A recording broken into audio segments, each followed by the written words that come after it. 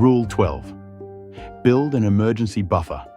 Trouble doesn't announce itself, it just knocks and expects an answer. If you're not ready, they become a catastrophe. Imagine two squirrels enjoying the summer sun. The first one grabs every nut it finds and munches it immediately, savoring the feast.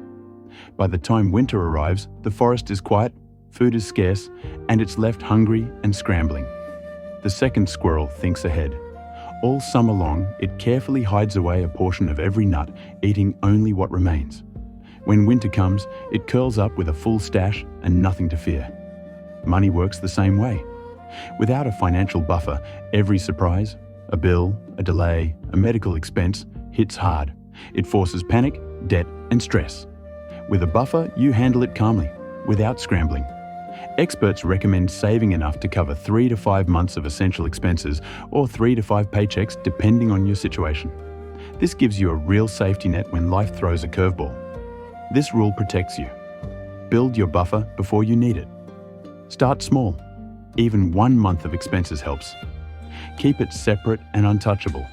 Use it only for real emergencies. A buffer doesn't prevent problems. It prevents problems from controlling your life.